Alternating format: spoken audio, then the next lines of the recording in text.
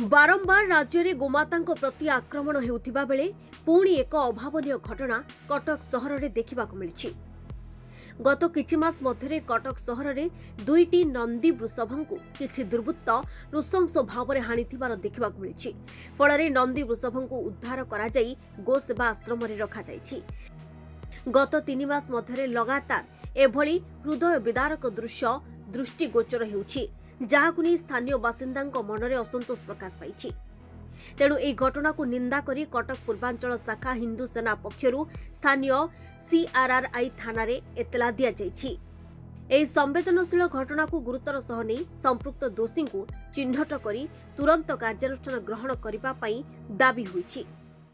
हमर बिरिबाटी अंचल कटक गतिराजपटना अंचल रे दुईटी नंदी षंढ को अति निर्मम एवं नृशंस भाव में कौन अमानुषिक व्यक्ति धारुआ अस्त्र रे विभिन्न जगार शरीर विभिन्न जगार हाणी। ये घटना को आम दृढ़ निंदा करुचु। आज प्रतिवाद जनई आमर CRRI थाना एवं कंदरपुर थाना IIC को भेटी ए बाबद आम अवगत कराऊचु। एथरे जो माने अछंती संपृक्त जी से व्यक्ति होता तांकु तुरंत गिरफ करी तांको विरुद्ध रे कठोर रु कठोर कार्यानुष्ठान ग्रहण करा जाऊ। एवं ये गोटे सांघातिक घटना घटी।